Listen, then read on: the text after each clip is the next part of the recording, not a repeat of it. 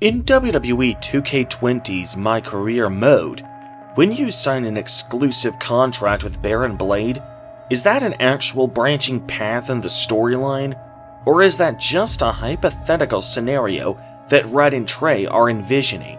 What's up guys, Acerthorn here, and welcome to another video game story analysis video. I do these analysis and discussion videos on a regular basis, so if you'd like to see more of them, hit that subscribe button to stay notified. Also, if you enjoy my content, please consider whitelisting my channel from your ad blocker, as I need ad revenue to survive. As Red and Tre make a name for themselves on the indies, they eventually agree to do a show in their hometown on the debut show of the new BCW. Before the show, Barron Blade offers them exclusive contracts, seeing as Red and Tre have apparently become quite successful indie stars. Accepting this offer triggers the bad ending to this game's campaign mode. The game fast forwards 10 years, Tre is working as a bingo hall security guard, and Red is a part-time janitor at her old high school. Meanwhile, the new BCW has all but folded. They can only get 8 fans to see the show. What's even worse is that Red and Tre have actually signed lifetime exclusive contracts, completely eliminating any chance they could ever break free from Barron's shackles and actually make a career for themselves once more. I know you've seen Red and Josie Jane wrestle 100 times, but they're the only women I can book because, well, I tricked them into signing lifetime exclusive contracts. Piece of advice: read the fine print, people. Due to her hopes and dreams being completely shattered, Red throws her list in the garbage can and proceeds to wrestle her match against Josie Jane. Once the match is completed, regardless of who wins, the game rewinds itself and you are back to hearing Barron Blade's offer for an exclusive contract. Only this time, Red and Tre automatically reject the offer without any input from the player. Today, I would like to propose that this match in the rundown gym is not actually an alternate timeline for this game, but is merely just Red and Tre envisioning how signing with BCW would play out, much like the 2 matches Tre has in his dreams or the road trip game match from earlier in the story. Perhaps the strongest piece of evidence to the contrary is that the rundown gym is renamed after Brooklyn Von Braun. The gym was obviously going to be renamed after Brooklyn after the debut BCW show, regardless of whether or not Red or Tre signed with Barron Blade.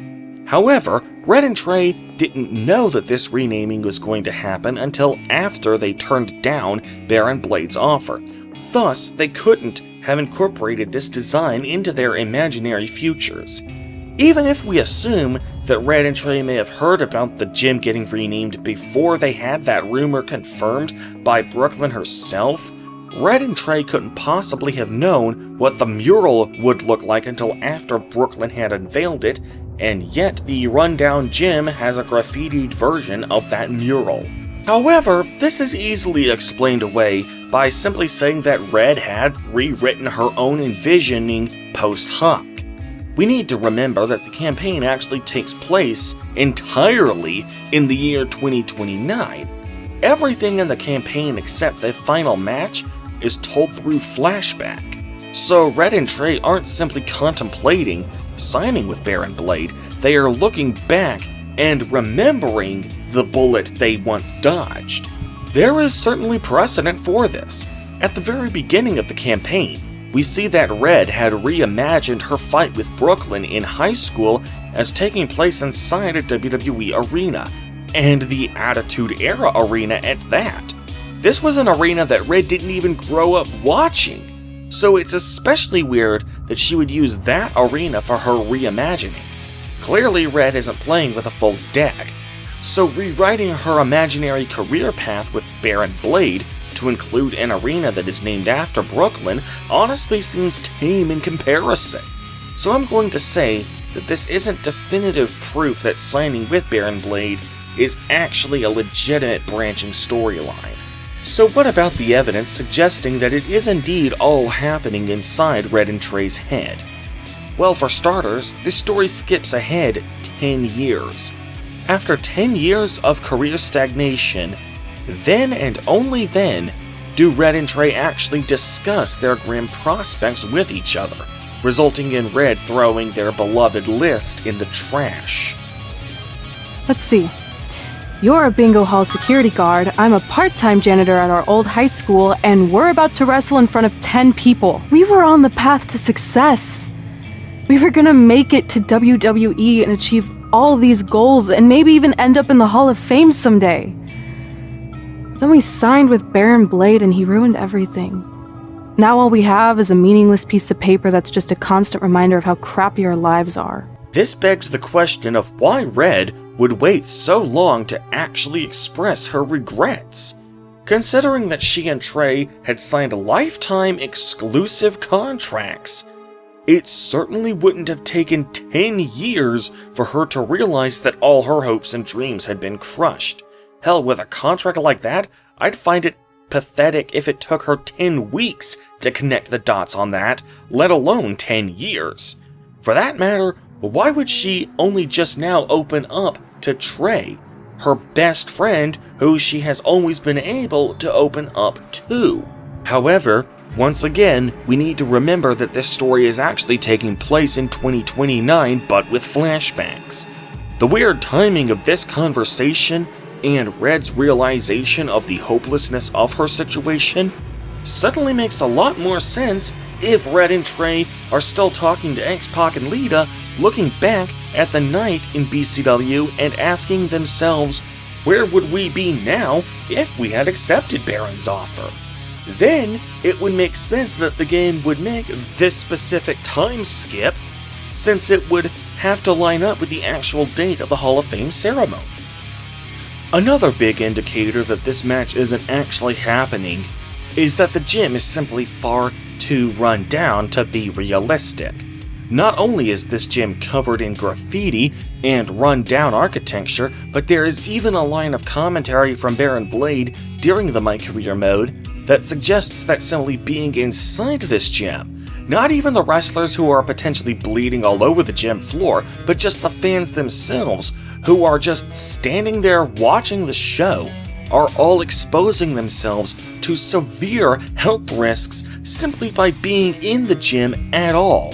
Please be aware that BCW will not be held liable for any injuries occurring at tonight's event, including those suffered from falling roof shrapnel, toxic mold inhalation, or hobo attack. Now, I get what the game was going for here. The idea is that the dilapidated quality of the venue is reflective of the equally low quality of the wrestling promotion. However, it is important to remember that Barron Blade isn't the one responsible for this gym's upkeep. The school is. Barron is just borrowing the gym. There is not a snowball's chance in hell that the school would have allowed their gym to get this bad. In fact, considering that one of the health hazards from this gym was toxic mold inhalation, the state health inspector would almost certainly have shut down the gym, if not the entire school, before the gym ever got even a tenth as bad as this. Last but not least, the way Barron Blade acts after you sign with him is completely inconsistent with how his character was established in the previous game. I made a video around this time last year where I explored whether or not you should forgive Barron Blade in WWE 2k20. However, to briefly summarize, Barron was portrayed in that game as a likable and generous guy. He made a single mistake, done out of panic and not thoroughly thinking about the consequences of his actions, but he immediately regretted his mistake and spent the entirety of the game's story living with the consequences of his actions, all the while doing his damnedest to make up for his mistake. However, after you sign with him in WWE 2k20, he seems to be a completely different person. He's constantly rubbing it in Red's face how she failed miserably at her ambitions, and he displays precisely zero remorse for being a complete fucking shitbag con artist, and is in fact proud of himself. Hey, Red! This place is a mess! How about after your match you do your job and clean it up? For those of you who don't know, Red moonlights as a janitor and daylights as a failed wrestler. Red's really mopping up the competition. Get it? Because she's a janitor. Ha! Come on, Red. I know nothing turned out like you thought it would, and you're miserable, but at least act like you want to be here. This is not the Barron Blade we know from WWE 2k19. However, while we, the audience, know that this is an out of character for Barron, Red and Tre don't know that. This scene right here is the first time they have ever met Barron Blade. They only know about him by reputation. They only know the things they've heard other people say about him, which we of course know is nothing good. Of course, even if that really were what Barron Blade was like, even if he really was the sleaziest wrestling promoter of all time, and felt no remorse for his actions, it still makes absolutely zero sense that he would boast about his own con artistry on the microphone during an actual wrestling show. His complete lack of ethics is obviously what's keeping him from bringing in star power to actually wrestle for him, and that's what's keeping his promotion from becoming successful. Even if we assume that Barron really is just a shady piece of shit underneath that facade of likability, it's still just straight up bad for business that he would openly boast about his own shadiness. However, it makes perfect sense if we simply assume that this is how Red and Tre are envisioning working with Barron. Just saying. So that's my theory. So to any one of you who actually took Barron's offer, take some solace in knowing that it didn't actually happen as part of the canon storyline. So, what do you guys think? Post your thoughts down in the comments below. In the meantime, however, I am Acer Thorn, and I will see you guys later. Peace!